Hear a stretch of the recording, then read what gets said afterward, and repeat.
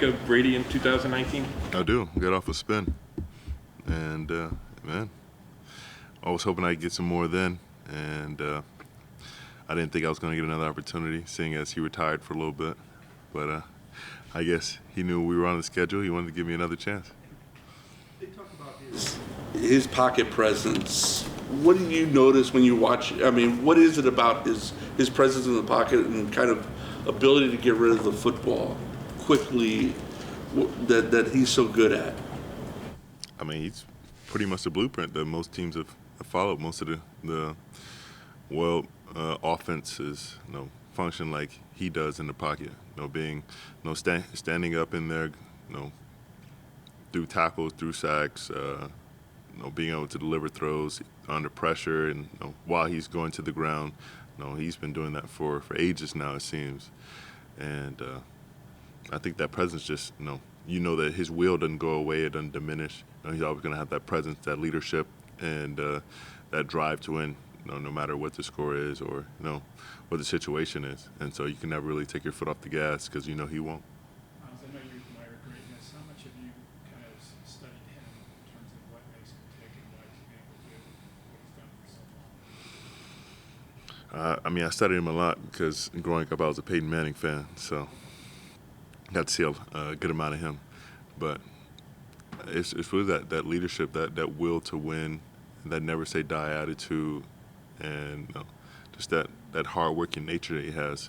Those intangibles that he's never been the guy with the strongest arm in the room. He's not very mobile, as we have come to find out. But the guy will fight through whatever he has to, whatever injury, whatever situation, whatever adversity to get a win. And stuff like that, everyone likes to say it, everyone likes to talk about it, now everyone's about, and he's shown that he is. Do you even remember like an NFL without him at this point? No. I don't think I'm even old enough to remember NFL without him.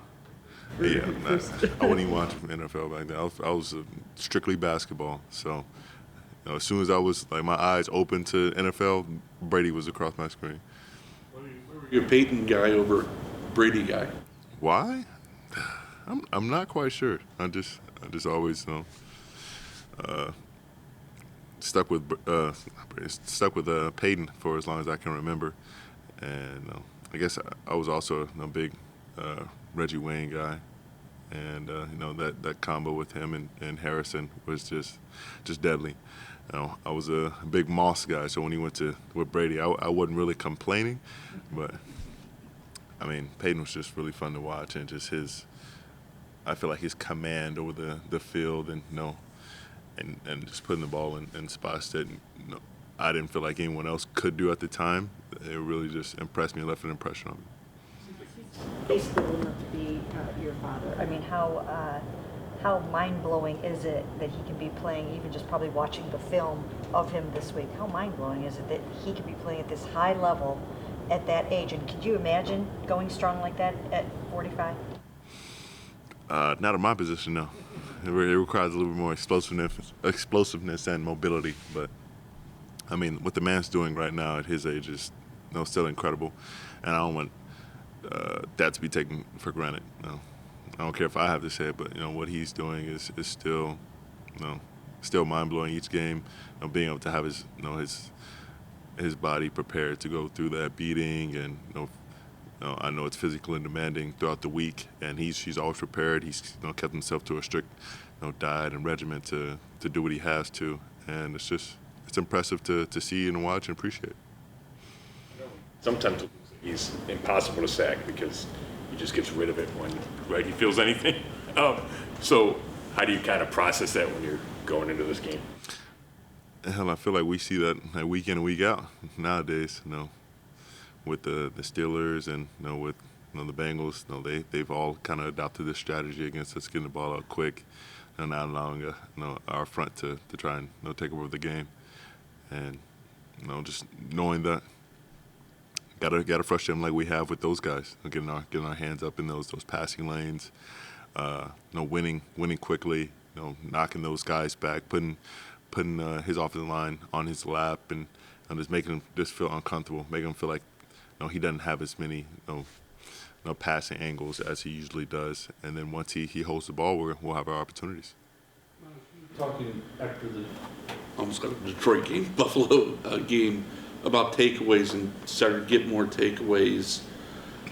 A lot of times you hear people say analytically turnovers are luck. How much of it is luck and how much of it is what what is the how do you refute that claim that turnovers are sort of Analytically, that's cap. You force turnovers. They're takeaways, and in most teams, meeting rooms. You go out and get them. You force them by pressuring the quarterback, by playing tight coverage, by making him see things that aren't really there, by disguising and really forcing him into angles and positions that you want him to be in. And to say that they're lucky, I'm sure that there some are, with bobbles and 50-50 balls and things like that. There's always a little bit where there's the chance between you and the other person getting it, but you work those chances, those opportunities. That's what you work on, giving that extra effort and training to finish and completing those plays and getting those takeaways. To say to just break it down to them being luck is marginalizing the work it takes to make those plays happen on all three levels of defense. Greater emphasis, like you talked about after the game? I did, and I have, seeing, the number that we have as a goal, increasing. I've seen, consistent effort across the board, and that's what we all want to see. And, whether we have to say it to each other or, coach has to bring more emphasis to it. We have to hold each other accountable to having that standard and not letting it drop off like this year, like we have. And we know we can force those takeaways. We're a good enough team to do that. We have the players to do that.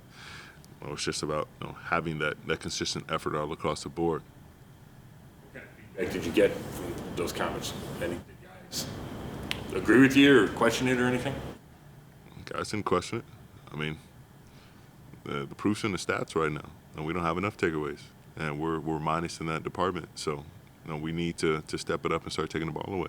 And we're on the field a lot, and a lot of those times they could have been shortened or negated by stepping up and making those big plays. 3 and outs are similar to takeaways, but we've had chances where we've had our hands on the ball and we just didn't come down with it, or we're not really scratching and clawing to get those forced fumbles like we have in the past.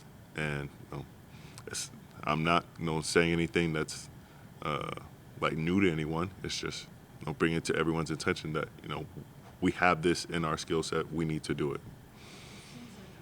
People interpreted that as that you were taking some kind of a shot at Joe Woods for not practicing takeaways enough in practice. Can you explain who you were kind of talking about when you said that? Everyone. I'm talking to everyone. I mean, public service announcement.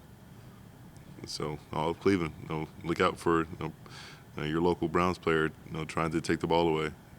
So, we're going to do our best to play football at a standard that we have set, and we don't need to change our ways. We just need to be consistent in what we know we can do, what we've been doing from training camp and on.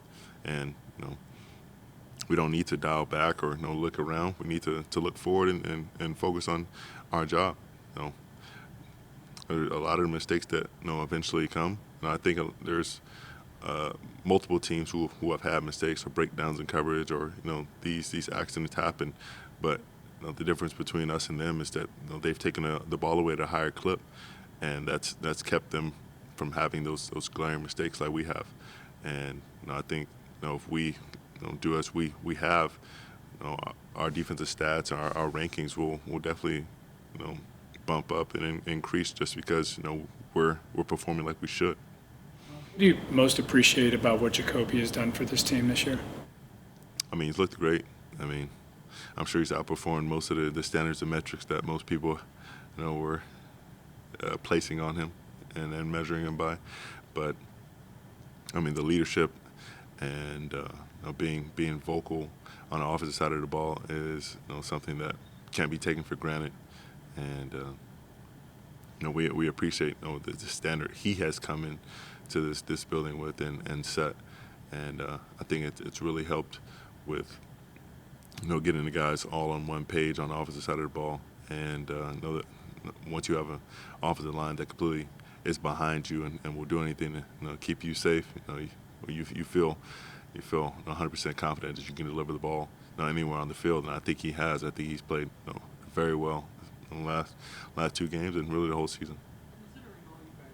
Out of him during this stretch, and now Deshaun's coming back, and I guess the 3-7 record, the defensive breakdowns in the early part of the season, does that make it all more frustrating, or make you guys feel like you didn't hold up your end of things or anything like that? I mean, football's everyone. It takes everyone. It takes a concerted effort by offense, defense, special teams. I don't feel like I feel like we've let each other down. I mean, defensively, like within our rooms, I'm sure we feel like, there are some times where, this pitcher could have played better. I could have played better.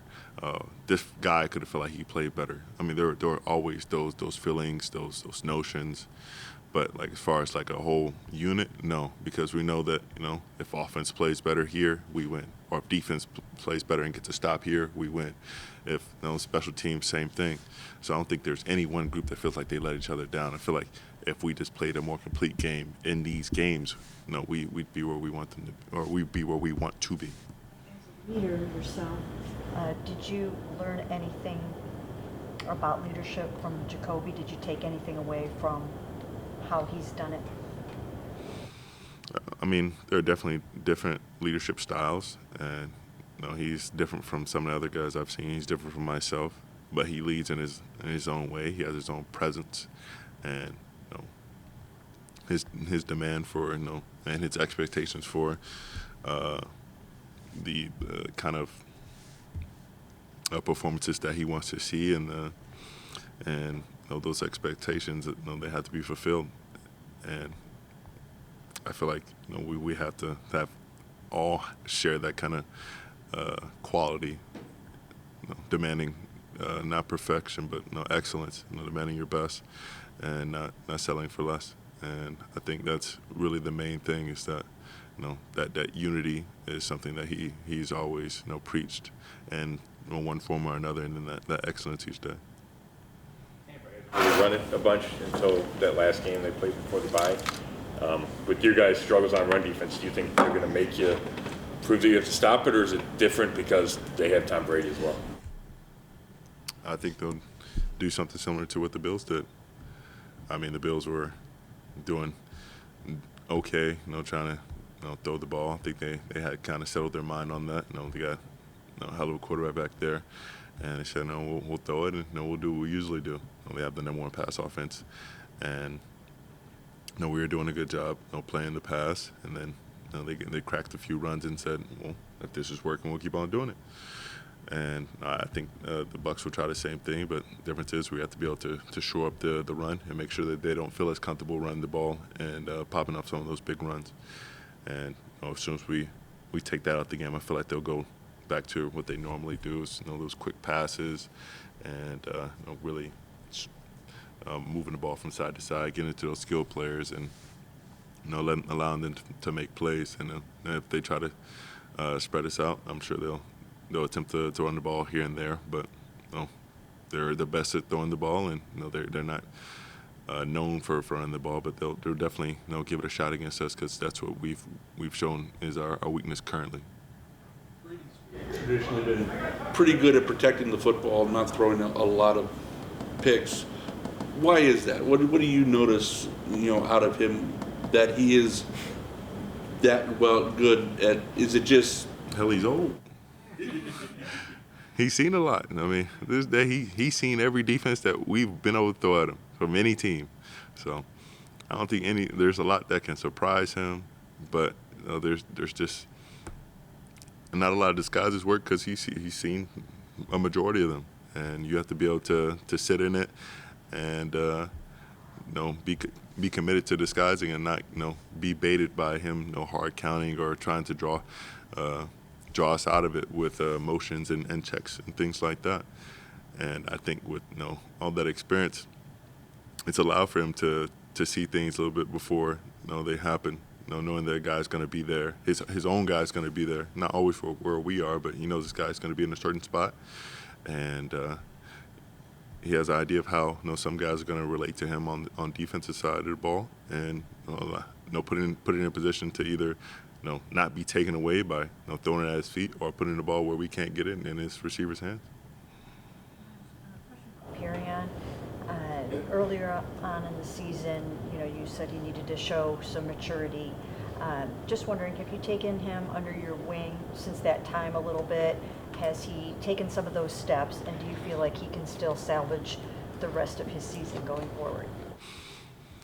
I definitely feel like he still has a ways to go as far as this season and playing up to the standards that he has set.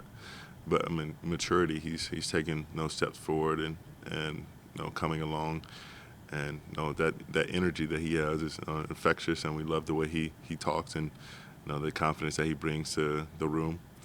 But we also need him to